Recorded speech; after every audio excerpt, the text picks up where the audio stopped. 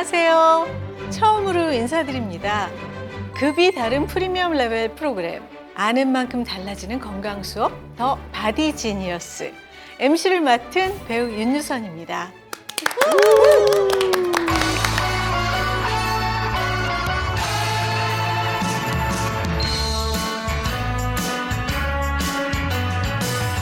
Here she comes, there she goes. She's the girl no one knows. One of the invisible people. 먼저 이 시간 함께해 주실 지니어스 두 분 각자 소개 부탁드립니다. 안녕하세요. 서울대학교 경제학부 졸업에 빛나는 뇌생남 엄친아 쇼호스트 장윤철입니다. 건강한 아름다움을 지키기 위해서 현명한 소비가 필요하잖아요. 소비 지니어스로서 여러분의 똑똑한 쇼핑을 도와드리겠습니다. 안녕하세요. 식품공학 박사 윤예리입니다. 저는 식품 지니어서로서 더 현명하게 또 섭취할 수 있는 꿀팁을 좀 공유해드리도록 하겠습니다.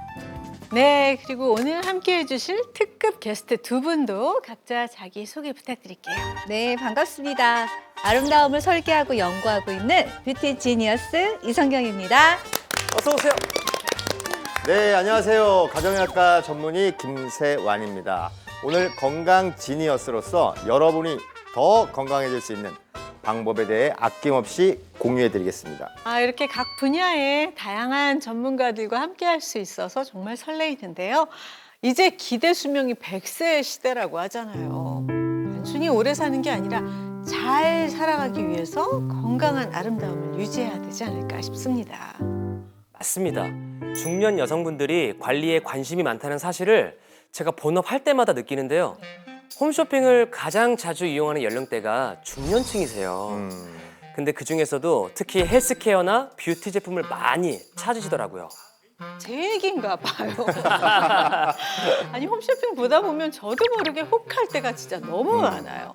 그런데 너무 종류가 많고 또 정보를 많이 접하다 보니까 정작 어떤 게 정말 괜찮은 건지 관리 방법이 확신도 안 서고 좀 혼란스럽더라고요. 그래서인지 우리 지니어스에게 고민을 남기신 분이 계십니다. 안녕하세요. 서울에 거주하는 50대 여성입니다. 최근에 식사량을 줄여도 운동을 많이 해도 빠지기는커녕 이상하게 살이 찝니다. 심지어 잘 안 보이는 곳에 살며시 쪄서 남들은 이해해 주지도 않습니다. 하지만 저는 이제 거울을 볼 때마다 또 옷을 입을 때마다 한숨이 나옵니다. 지니어스님들 어떻게 해야 할까요? 윤유선 드림. 그런 고민이 있으셨어요? 네. 이거 뭐 제 고민이기도 하지만 이런 고민하시는 중년 여성분들 정말 많잖아요. 친구들끼리 모이면은 매번 다이어트 얘기가 빠지질 않습니다. 그런데 공통점은 아무리 열심히 다이어트를 해도 이제 살이 잘 안 빠져요. 네. 네, 맞습니다. 나이를 먹을수록 이 살과의 작별이 점점 더 힘들어지는데요. 이때 찌는 살을 바로 나이살이라고 하죠. 사실 이렇게 보면 유선 씨는 날씬해 보이시거든요. 그게 고민이세요? 감사합니다. 뭐 나이살 얘기하면은 대부분 이제 이렇게 좋게 말씀해 주시는데, 근데 유독 뱃살이 오. 야금야금 찌고 있습니다. 사실 저도 스트레스거든요. 저는 나이를 먹으니까 제가 정말 여기 팔이 가늘었거든요. 그런데 유독 이 팔뚝살이 찌더라고요. 그렇죠. 네. 이렇게 나이살 얘기만 나오면 정말 여자들은 얘기가 끊이지도 않고 한숨이 자꾸 나옵니다.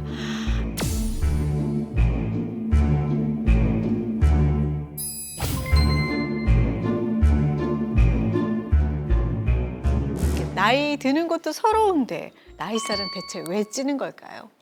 네, 이게 다양한 이유가 있는데요. 대표적인 이유가 바로 여성 호르몬 때문입니다. 여성 호르몬은 근육을 유지하고 지방을 태우는 데 도움을 주는데요. 문제는 완경기가 다가오면 여성 호르몬이 확 줄어듭니다. 그럼 어떻게 되겠을까요? 뭐 근육은 줄어드니까 살이 쉽게 찌는 체질이 되겠네요. 네, 맞습니다. 그렇게 기초대사량이 점차 줄어들면서 살이 잘 찌는 체질로 변하게 되는 거죠. 실제로 완경 이후에 매년 약 0.45kg씩 체중이 증가한다고 보고가 되고 있습니다. 게다가 이 여성 호르몬이 줄어들면 배나 팔에 지방이 붙거든요. 그렇게 나이살이 찌는 거예요.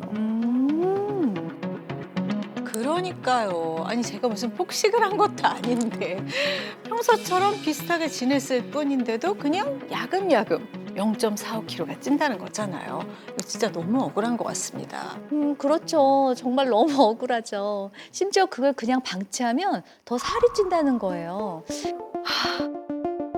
실제로 국내 50대 이상 여성 중 절반 이상이 과체중이나 비만 상태고 70대로 갈수록 비만율이 올라갔어요. 와, 뭐 이 외적인 것 때문만이 아니라요. 건강을 위해서라도 다이어트는 해야 되는 거잖아요. 근데 대체 어떻게 빼야 할지 정말 막막하기만 합니다. 그래서 제가 AI의 힘을 빌려서 저 소비지니어스가 엄선한 나이살 빼는 데 도와주는 이템을 알아봤는데요.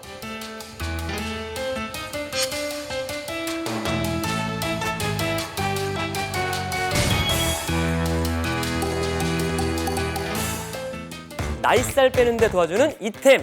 첫 번째는 바로 체성분 체중계. 예전에는 뭐 헬스장이나 병원에 가야 체지방량은 측정할 수 있잖아요. 맞아요. 근데 이렇게 집에서 잴 수 있으니까 너무 좋더라고요. 네. 네, 맞습니다. 이 나이살을 빼고 싶다면 체지방률과 근육량을 확인해야 합니다.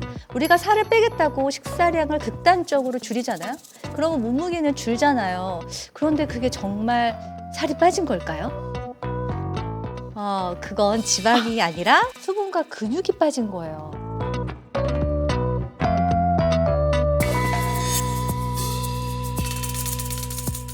그러니 체성분 체중계를 통해서 꾸준히 내 근육량과 체지방량을 확인해야 건강하게 살을 뺄 수가 있습니다.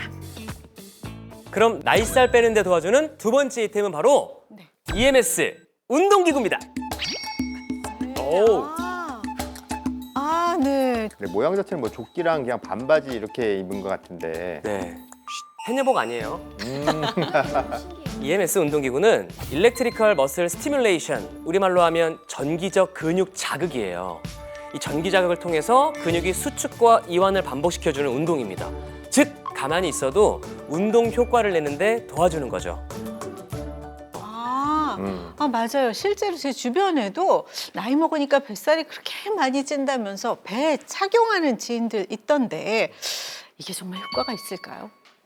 네, 이 EMS 트레이닝은 근육 쓰는 척을 하는 거지 몸 전체를 쓰는 운동은 아닙니다. 걷기, 뭐 스쿼트, 계단 오르기처럼 실생활 체력은 거의 늘어나지 않거든요. 단독으로 하는 것보다는 운동과 병행하는 게 더 도움을 받을 수 있겠습니다. 자, 나이살을 빼는 데 도와주는 이템 세 번째, 바로 마사지건과 폼 롤러입니다. 네. 요즘 마사지의 소중함을 정말 절실히 느낍니다. 안 하면은 이렇게 몸이 더 붓는 느낌이 들고요. 그래서 저도 집에서 발바닥 마사지도 하고 안마 의자도 애용하고 스트레칭도 하고 하는데 근데 이게 나이 먹을수록 더 잘 붓는 것 같아요. 네, 왜 그럴까요? 네, 이게 실제로 나이살이 찌는 동시에 몸이 쉽게 붓게 되는데요. 근육은 몸속 수분을 이제 심장 쪽으로 밀어 올려주는 펌핑 역할을 하는데 나이를 먹이면 이게 좀 힘이 약해져서 물이 아래로 고이고 그 결과 다리나 이 복부가 특히 잘 붓게 됩니다. 그래서 이렇게 더 잘 붓는 거였군요. 근데 붓기는 살이 아니잖아요. 붓기 관리템이 나온 건 좀 요새 AI가 그렇게 실수하지 않습니다. 예. 우리가 흔히 이제 지방을 쓰레기장이라고 이제 가정을 해볼게요. 이제 쓰레기를 태우면 이산화탄소 같은 이제 노폐물이 나오잖아요. 바로 배출해야 하지 않겠습니까? 그런데 이 북이라는 홍수가 났어요. 이 홍수 때문에 물이 고이니까 노폐물이 나가야 할 길이 막히게 되는 겁니다. 그럼 쓰레기장은 어떻게 하겠어요? 노폐물을 더 쌓을 수 없으니 공장을 그냥 멈추는 수밖에 없는 거겠죠. 이처럼 부기가 쌓이면 우리 몸은 지방을 태우기 힘든 몸이 되는 거예요. 그러니까 나이살을 빼기 위해서는 붓기 관리도 꼭 해야 한다는 거네요. 맞습니다. 그러니까 운동 전후나 밤에 잠들기 10분 전에 폼롤러나 마사지건으로 복부, 허벅지, 팔 등을 부드럽게 문질러주면서 마사지해주면 이 나이살을 관리하는데 도움받을 수 있어요.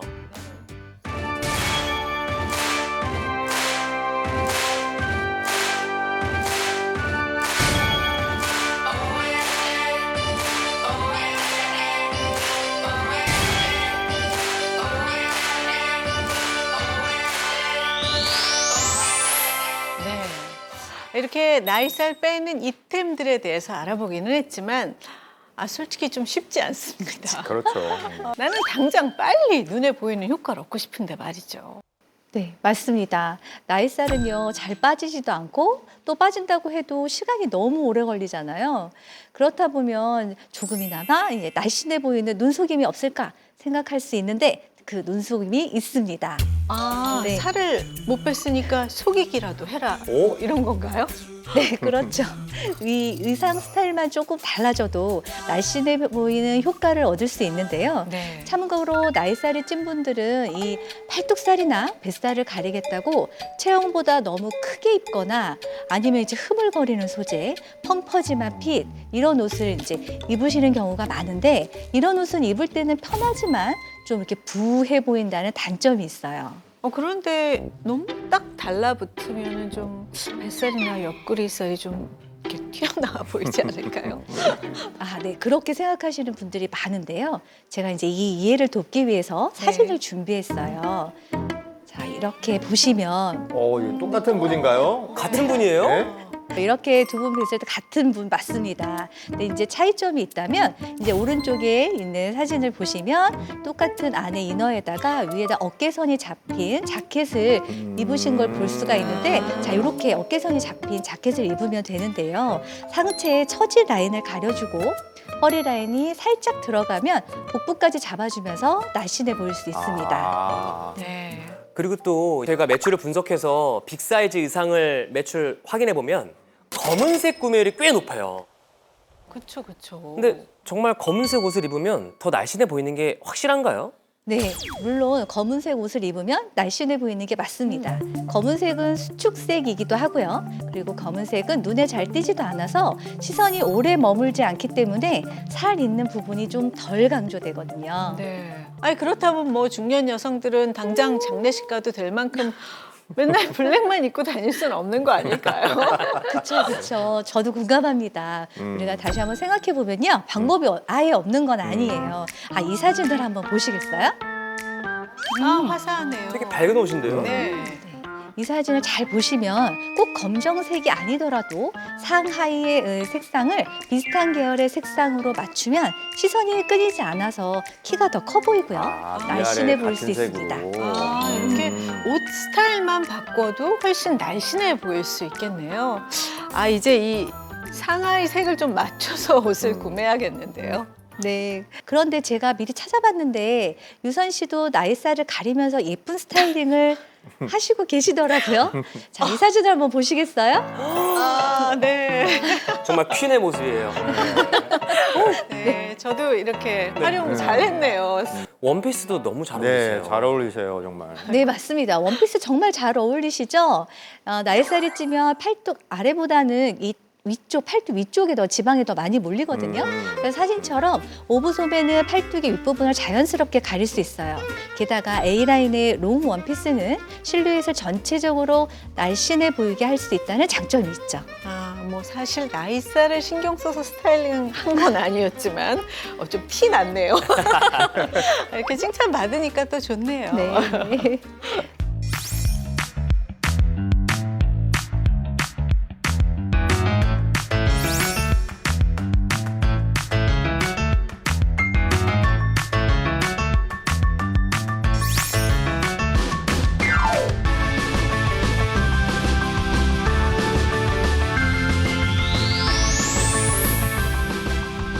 스타일링과 더불어서 이제 가장 좋은 방법은 중년 여성을 괴롭히는 나이살과 이별해야 하는 거겠죠. 그래서인지 요즘에는 운동과 이게 식단뿐만 아니라 나이살 관리를 도와주는 이너 뷰티템이 주목받고 있습니다. 그게 뭔지 아세요?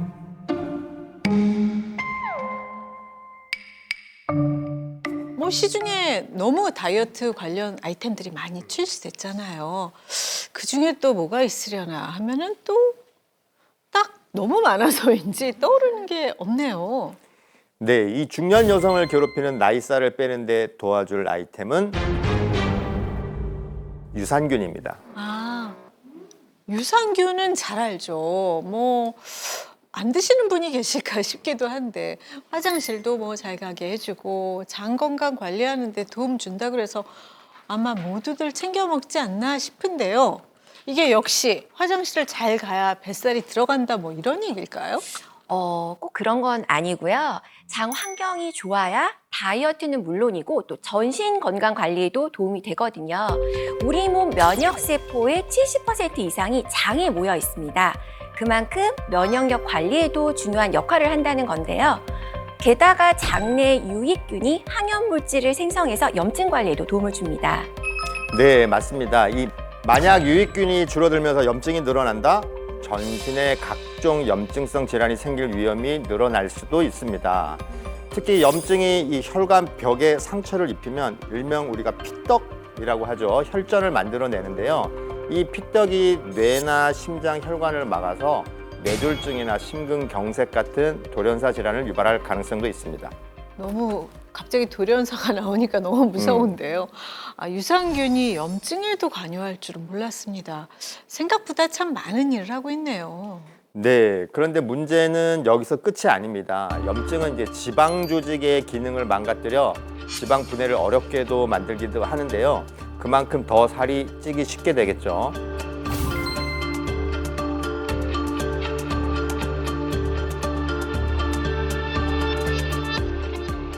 아, 근데 진짜 신기한 게요. 장은 눈에 보이지는 않잖아요. 그렇죠. 그렇죠. 근데 얘가 전신 건강에 관여한다는 거를 누가 어떻게 알았을까요? 네, 유산균 섭취가 단순히 장 건강을 넘어서 또 이 장수의 상징이라는 걸 입증한 사람이 있습니다. 네, 바로 일리아 메치니코프입니다. 메치니코프 아시죠? 들어봤어요. 이 생물학자인 그는요, 이 노화와 장수에 관한 연구를 위해 노인학을 창시해 노인학의 아버지라고도 불리고 있습니다. 또 이분은 노벨상도 받지 않았나요? 네, 맞습니다. 1908년도 백혈구 같은 세포가 우리 몸에 침입한 세균을 먹어서 없앤다는 식세포설을 처음으로 발견해서 노벨상까지 탔는데요. 메치니코프는 실제로 면역 체계와 또 미생물에 관심이 많았는데요. 그 중에서도 특히 이 장내 미생물에 얼마나 진심이었냐면요. 콜레라 감염 여부는 장내 미생물에 달려 있다는 가설을 세우더니 이것을 증명하겠다고 콜레라균이 담긴 액체를 직접 마셨을 정도입니다. 맞아요. 아, 어머, 예? 콜레라 균을 직접 섭취를 했다고요? 너무 자기 몸을 안 아끼신 거 아니에요? 실험실도 아니고? 맞아요. 대단한 정신이시죠. 그래도 자가 실험한 덕분에 병균이 몸에 침입한다고 무조건 병에 걸리는 건 아니고 이 장내 환경에 따라 이 결과는 달라질 수 있다는 사실을 입증하기도 했습니다. 네, 이런 그가 유산균에 특히 관심 갖게 만든 지역이 있었는데요. 아, 그곳이 지역? 어딜까요? 어딜까요? 지역? 지역? 들어보면 다 아실 경기도. 겁니다. 힌트를 드릴까요? 네네. 아. 너무 가까운데요? 경북 쪽인가요? 마트 유산균 음료 코너에 가시면 또 흔하게 보실 수 있는 지역명입니다. 경기도에 있는 마트 아닙니다. 저기. 아, 근데 저는 힌트를 말씀해 주시니까 조금 알겠는데요. 오. 혹시 장수마을. 불가리아 아닌가요? 오. 불가리아 맞나요? 맞습니다. 지니어스 다 오셨습니다. 정답! 불가리아에 100세 이상 사는 장수 노인이 많다는 사실을 알게 된 이 메치니코프가요. 그 비밀을 알기 위해서 불가리아로 떠납니다. 그리고 불가리아 농민들이 매일 발효 요거트를 마신다는 사실을 발견한 거죠. 네, 당시에 이 유럽인들의 수명이 한 40에서 50대 정도였거든요. 근데 이 불가리아인들이 다른 유럽인들보다 무려 2배를 살았으니 엄청나게 이게 장수를 한 거죠. 와. 왜 유산균 음료에 불가리아 이름을 많이 적어놨나 했더니 다 이유가 있었던 거네요. 그러네요. 네, 또 이후에 이제 유산균 연구에 몰두한 이 메치니코프는 장의 부패가 노화의 원인이라는 걸 발견했거든요. 이 독성균이 장에서 소화되지 않은 음식물과 또 숙변으로 독소를 만들어서 또 수명을 단축시켰다는 거죠. 그리고 이 불가리아 유산균이 독성균을 쫓아낸다는 것도 깨닫게 되었습니다. 그 결과 유산균 음료를 마시면 150세까지 살 수 있다면서 또 자가 실험을 하기 시작합니다. 또 150살이요. 네, 그걸 입증하겠다고 자가 실험을 했는데요. 술과 담배를 끊고 매일 유산균 음료를 마시며 장수를 꿈꾼 거죠. 와, 이분은 정말 연구에 막 네. 미친 사람, 진심이었던 거죠. 진심인 사람이 분명한데요. 그래서 궁금해요. 정말 150살 사셨나요? 저도 궁금한 게 그 나이 때까지 살았으면은 분명히 저희가 역사책 서양 세계사에서 배웠을 거거든요. 안 나오더라고요. 아, 그러네요. 그러게요. 안타깝게 또 그 꿈은 이루지를 못했습니다. 네. 그렇군요. 네. 71세에 사망했거든요. 뭐야. 예, 근데 그래도 1900년대 초반인 것을 고려하면 굉장히 장수한 거죠. 그리고 제자들에게 나의 장 상태를 조사해 유산균의 효과를 확인하라. 이런 유언까지 남겼을 정도로 와. 눈을 감을 때까지 유산균의 진심이었다고 합니다. 세계에서 판매되는 유산균 음료는 메치니코프의 공이라고 해도 과언이 아닐 정도죠. 진짜. 사실 장 보러 가면은 이분 이름도 있고 맞아요. 또 이 지역 이름도 있고 음. 정말 다양한 종류의 유산균 음료가 있더라고요. 네, 아주 오래전부터 유산균 음료를 연구해온 덕분인 건데요. 우리나라에 최초로 유산균 음료가 출시된 건 바로 1971년입니다. 이건 여러분도 잘 알고 계신 음료인데요. 네. 바로 야구르땡입니다. 아, 아시죠? 네. 이거 다들 아시죠? 네. 그럼요. 예.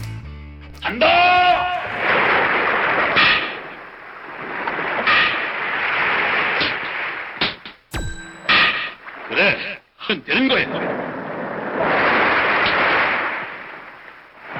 아빠보다 훌륭하게 될 테야. 건강 사회를 지키는 알죠. 추억의 음식이죠, 네, 추억의 네. 음식. 네. 네. 너무 알죠. 이렇게 이거 얼려 먹으면 진짜 맛있잖아요. 맞아요. 맞아요, 진짜로. 맞아요. 그리고 이렇게 식당 가면은 밥 먹고 이렇게 빨대 딱 꽂아서 네. 먹으면 아주 디저트를 최고인 것 같아요. 그래서 저는 또 돈 벌고 나와서 처음으로 아예 그 야구르땡 5개 한 번에 빨대 꽂아가지고 먹었어요. 제 처음 사치였습니다, 그게. 네. 아, 진짜요? 아, 좋았습니다. 예.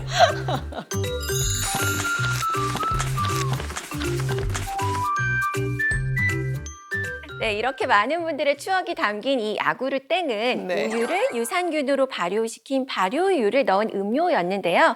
이 음료가 출시되고 반응이 어땠을까요? 메치니코프가 1900년대 초반에 노벨상도 탔고 이거는 1900년대 후반에 나왔잖아요. 사람들이 당연히 좋아하지 않았을까요? 네, 지금은 또 그렇게 생각하실 수도 있겠지만 네. 당시 한국에는 유산균이 대중적으로 알려지진 않았습니다. 아. 그러니까 균을 질병으로 오해하고 있으셨던 거죠. 맞아요. 그래서 출시 당시에는 왜 균을 돈 주고 사 먹냐 이런 어머. 부정적인 반응이 굉장히 많았었습니다. 아, 네, 이후로도 다양한 유산균 음료가 출시되기 시작했는데요. 1980년대에는 우유 성분이 더 이제 농축이 된 노후 발효유로 만든 떠먹는 유산균 등장합니다. 바로 이것인데요. 이거 뚜껑 안 먹으면은 그거 네. 불법이에요, 불법. 네. 그죠? 뚜껑 먹어야 돼요. 먹어야죠. 그렇지. 네. 저 이거 핥아서 작은 거도 먹고. 2개 먹어야 되겠는데요. 많이 드시네요. 아, 진짜 저는 이 제품을 언제 처음 만나냐면 제가 어릴 때 차범근 선수가 프랑크푸르트에서 활동하실 때 그럼 그게 언제예요? 예? 옛날 사람이죠, 제가. 네. 하여튼 그 시절에 세계 일주라는 영화를 찍으러 독일에 갔다가 차범근 선수 댁을 방문했어요. 근데 그 집 냉장고에 저기 아이들과 있었군요. 함께 이걸 꺼내서 주시더라고요. 너무 맛있어서 제가 정말 몇 개를 먹었는지 모르겠어요. 너무 맛있어서. 신기했겠네요. 너무 처음 봐가지고. 네. 네, 유럽은 아무래도 우리나라보다 빠르게 그런 유산균 음료들이 발전을 했고 그랬기 때문에 더 빨리 접하신 것 같아요. 네. 안타깝게도 출시 초기에는 외면을 당했었습니다. 어머나. 예.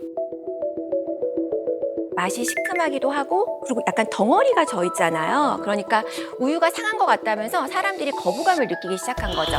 그런데 다행히도 이 88 올림픽 이후에 세계 곳곳에서 발효유를 건강식품으로 먹는 사실이 많이 이제 홍보가 되고 알려지면서 국민들에게 좋은 인식을 얻게 됐고요. 그 결과 이제 1990년 이후부터는 이 떠먹는 유산균을 이제 병에 넣어서 마시는 형태로 바뀌어진 유산균 음료가 출시됐는데요. 이 유산균 음료의 한계를 극복하고자 여기서 기술을 추가하게 됩니다. 바로 살아서 장까지 간다면서 유산균을 산성에 강한 이 캡슐에 넣은 음료가 나오게 된 거죠. 아, 맞아요. 이거 살아서 장까지 간다는 얘기 광고에서 많이 봤던 것 같아요. 그래서 아, 진짜 저는 그동안 뭐 유산균 음료는 맛이 다른 정도지 이렇게 조금씩 발전하고 있다는 사실은 꿈에도 몰랐습니다. 저도 유산균 많이 공부했거든요. 그래도 이제 유산균 종류가 너무 많아서 그런가 가끔 좀 헷갈리더라고요. 프로바이오틱스, 네. 프리바이오틱스 종류가 너무 많아요. 그러니까 다른 건 거죠? 네. 네, 이 유산균 음료가 발전해온 만큼 유산균 역시 연구를 거친 끝에 종류가 늘어난 건데요. 1세대 유산균은 이 프로바이오틱스입니다. 락토바실러스, 비피도박테리움 등 체내에 들어와서 장 건강은 물론 우리 몸의 건강을 관리하는 데 도움을 주는 유익균 그 자체인데요. 문제는 그 균 자체다 보니 유산균을 섭취해도 장까지 살아서 가지 못한다는 거예요. 그래서 나온 2세대 유산균이 바로 프리바이오틱스입니다. 프로 다음은 풀이군요. 그럼 이 유산균은 장까지 살아서 간다는 거죠? 네, 풀이라는 뜻이 바로 전 단계라는 뜻이잖아요. 그래서 이건 균주 그 자체는 아니고요. 장 속에 있는 유익균, 프로바이오틱스의 먹이입니다. 유익균이 우리 장 속에서 잘 살고 성장할 수 있도록 밥을 넣어주는 거죠. 그럼 유익균이 좋아하는 식이섬유와 프락토올리고당처럼 과일이나 채소에 들어있는 천연 물질로 구성되어 있습니다.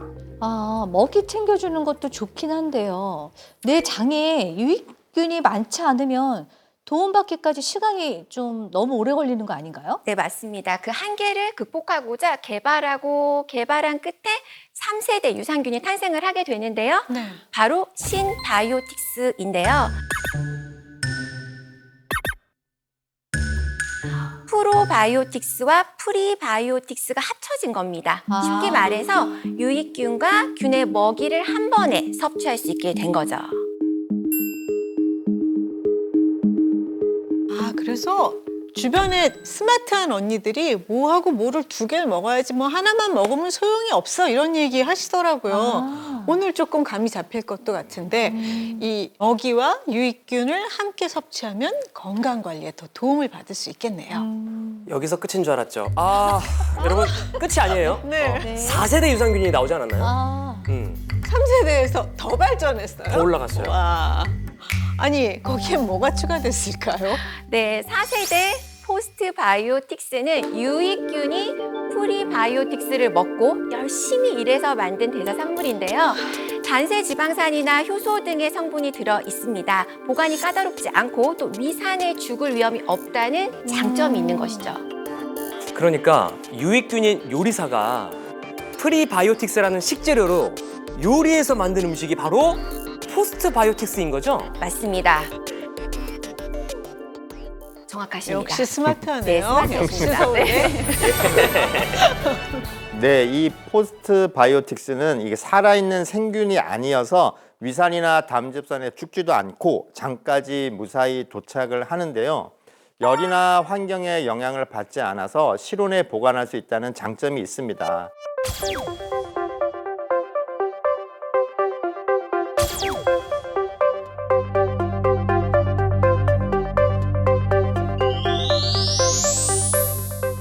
아, 이렇게 세대를 거쳐서 다양한 유산균이 나온 거는 생각도 못했습니다. 그러면은 1세대보다는 6세대 유산균을 챙겨 먹으면은 관리에 더 도움을 받을 수 있다는 거겠죠? 그렇게 생각할 수가 있는데요. 무조건 이게 세대가 올라갈수록 이게 좋은 제품이라고 볼 수는 없습니다. 그것도 아닌 건가요? 또 꼼꼼히 따져봐야 하는 포인트가 있는데요. 네. 여러분은 유산균 고를 때 어떤 부분을 혹시 따져보시는지요? 저는 일단 맛있는 게 좋더라고요. 입이 좋아하는 거. 네네, 맛있는 거. 들어갈 때 식감 좋은 거. 식감이 네. 좋은 거. 네네. 저는 보장 균수 체크를 꼭 해요. 10억 마리인지 뭐 100억 마리인지. 유산균 초창기에 굉장히 많았죠. 뭐 장 몇 마리가 살아서 보장이 돼서 내려갔느냐 그런 광고 많이 나왔었죠. 예. 제가 이제 동료들 다른 쇼호스트 홈쇼핑 방송을 모니터링 하다 보면 장뿐 아니라 혈당이나 피부 개선 등 특정 부분에 도움을 줄 수 있는 기능성 유산균들이 굉장히 요새 또 많이 나와 있더라고요. 네, 맞습니다. 포인트는 바로 기능성입니다. 이것 역시 유산균 연구의 결과인 거예요. 자신이 필요로 하는 부분의 기능성을 인정받은 유산균을 섭취하면 관리하는 데 더욱더 도움을 잘 받을 수 있겠죠. 그런데 장 환경이 전신 건강에 영향을 미친다고 했잖아요. 네. 굳이 기능성을 찾지 않고 아무 유산균이나 먹어도 전신 여기저기 관리에 다 도움을 받을 수 있는 거 아닌가요? 네, 누구나 마음만 먹으면 또 취미로 뭐 야구할 수 있습니다. 그런데 유현진, 오타니 선수처럼 엄청난 연봉을 받으려면 그만큼 실력이 뛰어나셔야겠죠. 맞죠, 맞죠. 그런가요? 네, 기능성 유산균도 마찬가지입니다. 특히 일반 유산균보다 더 그 분야에 도움을 받을 수 있다고 인정받은 것이니까요. 그분이 맞는 네. 말씀이에요. 저는 아까도 말씀드렸지만 요즘 저를 가장 스트레스 받게 만드는 게 나이살이라고 말씀드렸잖아요. 그러면 다이어트와 관련된 유산균도 있나요? 네, 다행히 있습니다. 기능성 유산균 중에서도 체지방 감소로 기능성을 인정받은 BNR17이 주목을 받고 있더라고요. 사실 이게 이제 모르시는 분들이 또 이제 없을 것 같아요. 그래도 제가 한 번 더 설명을 드리자면 BNR17 유산균의 정식 명칭은 락토바실러스 가세리 BNR17입니다. 제가 방송에서 한 10,000번을 외쳤어요. 예. 이 유산균은 건강한 한국인의 모유 속에서 체중 감량에 도움이 되는 유산균을 분리 배양한 거거든요. 그러니까 이제 모유에서 유래된 성분이 바로 BNR17입니다. 사실 저는 예전부터 꾸준히 먹고 있었거든요. 그래서 제가 더 자세히 당당하게 말씀드릴 수 있어요. 이 몸매의 비결은 BNR17인가요? 그렇사옵니다. 우리가 왜 아이들 키울 때 건강 생각하면 모유 먹여야 된다 그러잖아요. 뭐 모유 먹고 자란 아이들이 더 건강하다는 말 많이 하는데 그러면 BNR17은 모유에서 나온 유산균이니까 몸에 이로운 성분이 많이 들어있겠네요. 네, 맞습니다. 말씀하신 것처럼 BNR17은 식약처에서 3가지 기능성을 인정받았는데요. 유익균 증식 및 유해균 억제에 도움을 주고요. 또 배변 활동을 원활하게 해줘서 장 건강에 도움을 주는 것으로 확인했습니다. BNR17은 체지방 감소에 도움을 주는데요. 실제로 식약처에서 최초로 체지방 감소 기능성을 인정받은 다이어트 유산균이라고 불립니다. 네, 저도 본 적 있고 잘 알아요. 네. 아무래도 보이는 걸 중요하게 생각하는 직업이다 보니까 좀 관심이 많거든요. 그러니까 보통 다이어트 할 때는 장 환경과 체지방 대사가 둘 다 중요한데 BNR17은 이 2가지를 동시에 도울 수 있다고 하더라고요. 네, 맞습니다. 가장 중요한 건 장에 얼마나 잘 부착하는지 확인해야 합니다. 아무리 보장 균수가 많더라도 장에 부착이 되지 않으면 제 기능을 하기 어려울 수 있거든요.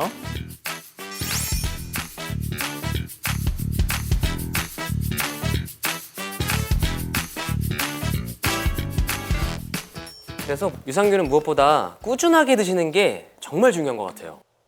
네, 뭐 장 건강도 중요하지만 다이어트 유산균이라고 하니까 관심이 더 가는데요. 그쵸. BNR17이 체지방 감소에 어떻게 도움이 되는지 조금 더 자세히 알려주세요. BNR17은 모유 속에서 유래한 균이기 때문에 지방 대사에 영향을 주는 특성이 강하거든요. 이 모유 수유한 아이들이 이 분유로 수유한 아이들보다 비만 위험이 절반 이하로 낮았다는 통계도 있습니다. 그래서 장이 편안해야 모든 신진대사가 잘 돌아가는 것 같더라고요. 뱃속이 약간 부글거리고 좀 불편하다 싶으면 아무래도 다른 데도 좀 부은 것 같고 막 그런 느낌이 드는 건 사실이거든요. 그러네요. 그런 의미에서 정말 유산균이 중요한 역할을 하는 것 같습니다. 네, 맞습니다. 다들 공감하실 것 같은데요. 이 BNR17은 장 건강 회복과 또 소화 능력 향상에도 도움을 줄 수 있다고 합니다. 한 연구에 따르면 장 건강이 안 좋았던 성인들에게 8주간 비엔알 17을 섭취하게 했더니 정상인의 장내 환경과 비슷한 장내 세균 총의 변화를 확인할 수 있었다고 합니다. 아, 네. 아, 역시 비엔알 17 장내 세균총이 정상인과 비슷해졌다는 건 유해균의 비율이 그만큼 줄어들었다는 거잖아요. 맞습니다. 네, 장 속에서 유해균은 염증과 또 호르몬 조절 등을 어렵게 해서 비만 위험을 높일 수가 있는데요. 이 유해균이 줄어들었다는 건 좋은 소식인 거죠. 네, 그리고 반대로 유익균이 늘어났다는 건데 유익균은 지방분해 효소를 활성화해서 체내 지방을 태우니 장 건강이 좋아졌다는 건 유익균에 의해서 체내 환경이 좋아지면서 살이 빠지는 데 도움을 줄 수 있다고 이렇게 보시면 좋을 것 같습니다. 근데요, 단순히 유익균 그리고 유해균 비율만 정상 수치와 비슷해진 게 아니고요.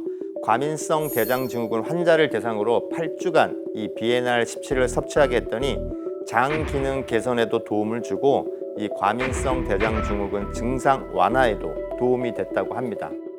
저희가 이렇게 약간 좀 다 과민하지 않나요? 그럼요. 그죠? 예. 저는 그렇지 않습니다. 아, 그래요? 아, 저희 쪽 직업군에 계신 맞아요. 분들은 네. 상당히 많이. 저도 지금 자세가 흐트러지는 게 양해 부탁드립니다. 아, 저는 굉장히 침착합니다. 네. 결국 다이어트의 핵심은 장 건강이었네요. 장내 환경을 개선해서 살이 빠지는 이 체내 환경을 만들어주는 거잖아요. 맞습니다. 그리고 또 하나 주목해야 하는 게 있는데요. 우리가 먹은 음식이 체내에 흡수되는 걸 막아주는 역할을 할 수 있습니다. 그 단당류는 빨리 분해되고 흡수되는 만큼 혈당을 빨리 높이거든요. 에너지원으로 빨리 쓸 수 있다는 장점이 있지만 또 과도하게 많이 먹으면 또 비만으로 이어질 수가 있습니다. 그러니까 살이 될 수 있는 불필요한 단당류는 좀 빠르게 배출할 수 있도록 도와주면 좋을 것 같고요. 네. 여기에 비엔알 17이 도움을 줄 수가 있습니다. 네, 이 비엔알 17은 체내 흡수는 늦추고 단당류 배출에 도움을 주기 때문에 살이 찌는 걸 예방하는 데 도움을 줄 수 있습니다. 이게 실제로 12주 동안 같은 종류의 탄수화물을 먹이고 비엔알 17을 섭취한 쥐와 이 섭취하지 않은 쥐의 대변을 검사해 봤더니 비엔알 17을 섭취한 쥐의 대변 속 다당류 함량이 섭취하지 않은 쥐보다 무려 5배 정도 높은 것으로 확인이 됐다고 합니다. 아, 비만 예방에 도움을 줄 수 있는 비엔알 17. 그런데 예방뿐만 아니라 이미 일어난 일도 해결해 줘야 한다고요. 이미 일어났거든요. 이미 살이 있거든요, 지금. 아, 네. 맞아요. 도움 받고 싶다고요. 네, 한번 가보시죠. 네. 그래서 여성분들이 가장 살 빼고 싶어하는 부위 어디일까요? 자꾸 말하고 싶지 않지만 말을 뭐 하겠어요. 뱃살, 팔뚝살. 네, 안 맞습니다. 정확하십니다. 이게 참 보기에만 신경 쓰이는 게 아니라 손으로 꼬집었을 때 이 물컹하고 잡히는 게 그게 백색 지방이거든요. 그 백색 지방 축적되면 각종 질환의 원인이 되는 내장 지방 돼요. 그 내장 지방이기 때문에 반드시 줄여야 하는데 제가 만나본 우리 고객님들, 우리 어머님들도 다들 같은 고민을 공유하고 계시더라고요. 맞아요. 네, 비엔알 17이 여성들의 고민 해결에도 도움을 줄 수 있을 것 같습니다. 네, 실제로 비만한 쥐에게 10주 동안 비엔알 17을 투여했더니 백색 지방 세포의 크기가 약 35% 감소했다고 합니다. 네. 아, 정말요? 와. 네, 내장 지방이 줄어들면 뱃살도 당연히 줄어들겠죠. 예, 비만 성인 남녀에게 12주간 비엔알 17을 섭취하게 했더니 허리 둘레가 약 5cm 정도 감소하고 체중, BMI 지수, 엉덩이 둘레, 복부 내장 지방이 감소한 것으로 확인이 됐습니다. 아니 백색 지방 세포 크기랑 더불어서 허리 둘레까지 줄여준다니. 아니 그럼 비엔알 17 매일매일 꼭 챙겨야겠는데요? 네, 맞아요. 아니, 얼굴은 안 빼고 싶잖아요. 그렇죠. 빼고 싶은 저희 마음에 아주 크게 위로가 될 것 같은데요. 네. 근데 한 가지 고민은 보통 다이어트 하게 되면은 근육이 너무 먼저 빠지니까 그렇죠. 아, 체중은 줄었지만 왠지 힘도 없고 몸이 처지고 그런 기분이 들더라고요. 맞아요. 네. 그래서 주목받는 것이 바로 다이어트 유산균 비엔알 17에 단백질인 프로테인이 함께 들어있는 건데요. 이 단백질이 들어간 비엔알 17을 먹어야 하는 이유가 분명히 있습니다. 이야.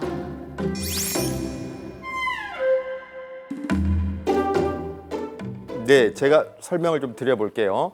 체내에 에너지원이 필요할 때 체지방을 분해해서 에너지로 사용하잖아요. 이때 근육량이 많으면 많을수록 체지방이 쉽게 소모되고 근육량이 적으면 체지방 역시 적게 소모되는데요. 결국 근육이 많을수록 다이어트가 더 쉬워진다는 이야기가 됩니다. 그러네요.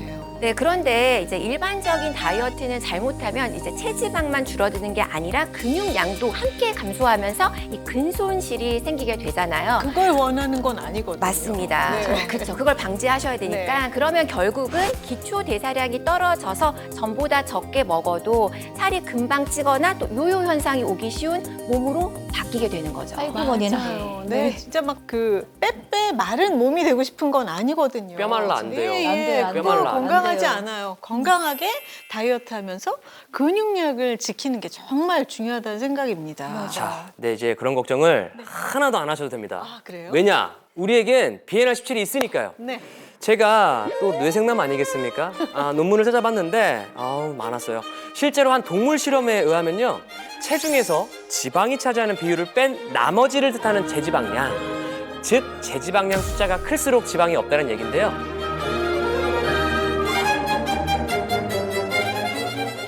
실제로 한 3주간 BNR17을 먹인 쥐를 관찰했더니 이 제지방량이 유의미하게 증가했대요. 반면에 전신 체지방량은 줄어들었대요. 체지방이. 그리고 또 있어요. BNR17을 섭취했더니 근육 단백질을 분해하는 데 관여하는 유전자는 감소하고 반대로 근육 단백질을 합성하는 데 관여하는 유전자는 증가된 것을 확인할 수 있었는데요. 이건 BNR17이 근육 분해는 억제하고 근육 생성은 촉진시킨다는 걸 말합니다. 더불어 근육을 사용하는 신체 기능이 개선이 되는데도 역시 도움을 줄 수가 있는데요. BNR17을 3주간 쥐에게 섭취시킨 결과 근력과 지구력 그리고 균형과 조정 능력이 개선됐을 뿐만 아니라 체중 대비 근육량까지 증가된 것을 확인할 수가 있었습니다. 와, 오늘 진짜 많이 배워가네요. 유산균은 그냥 단순히 장 건강에 좋은 건 줄만 알았는데 기능이 이렇게 다양한 줄 몰랐습니다. 네, 그 중에서도 가장 관심사가 바로 다이어트잖아요. 그런데 이 백색 지방을 태우는 유전자 발현 증가에 BNR17이 도움을 줄 수가 있겠죠. 이렇게 BNR17은 지방 산화 유전자를 약 2배 높게 발현시켜서 비만 개선에 도움을 주는 것으로 알려져 있습니다. 그리고 또 살뿐만 아니라 나이 들수록 혈당 걱정들 많이 하시죠. 혈당 중요하죠. 중요하죠. 네. 저희 어머니도 밥 한 그릇, 떡 하나 먹는 것도 괜히 당이 올라갈까 봐 신경 쓰인다고 하시면서 드시긴 하세요. 네, 맞습니다. 그런데 네. 네, 맛이 있으니까 또 드실 수밖에 없는 거고 그러면서 또 혈당 고민을 하시게 되는 거 맞습니다. 그런데 이 BNR17은 혈당 조절에도 도움을 줄 수가 있습니다. 당뇨병을 유발한 쥐에게 봉복 혈당과 식후 혈당이 모두 감소하는 데 도움이 됐다고 합니다. 그렇군요. 와, 오늘 정말 새로운 걸 많이 배웠습니다. 유산균도 다 같은 유산균이 아니라 기능성 유산균이 있고 그중에도 장 건강과 다이어트를 동시에 할 수 있는 유산균이 있다는 걸 알게 됐는데요. BNR17을 섭취할 때 주의할 점도 있을 것 같습니다. 자, 지니어스 분들은 또 다 아실 수 있겠지만 혹시 모르니까 또 설명을 드려요. 돌다리 두드려야 돼요, 지금. BNR17의 하루 권장량은 425mg에서 900mg이에요. 그래서 장이 약한 분들은 복통이나 설사 증상이 나타날 수 있으니까 한꺼번에 너무 많은 양을 섭취하지 않도록 그거는 주의가 좀 필요합니다. 빨리 막 빼고 싶다고 막 먹으면 안 되는 안 거죠. 돼요. 네네네. 네, 그리고 또 BNR17은 모유에서 찾은 유익균, 그러니까 살아있는 미생물이기 때문에 보온에서는 사멸할 수가 있습니다. 보관하실 때는요, 냉장 보관하시는 것이 좋겠고요. 또한 인체 시험을 통해서 안정성이 입증되었는지, 또 식약처에서 철지방 기능성을 인정받은 제품인지 확인하시길 바라겠습니다. 네, 급이 다른 프리미엄 레벨 프로그램 아는 만큼 달라지는 건강 수업 더 바디 지니어스. 여러분도 저희와 함께라면 지니어스가 될 수 있습니다. 그럼 더 알찬 내용을 가지고 다음 시간에 돌아오겠습니다. 감사합니다. 감사합니다. 또 만나요. 네. 수고하셨습니다. 네. 고맙습니다. 잠깐만, 네, 저 1분만 네. 주시겠습니까? 우리가 한번 먹어보긴 해야 되잖아요. 맞아요. 예. 그때 제가 또 하나씩 좀 드리겠습니다. 예. 엄마가 사줬나 보다. 예, 네. 예. 저기 사실 엄마 냉장고에 하나 가져왔습니다. 예.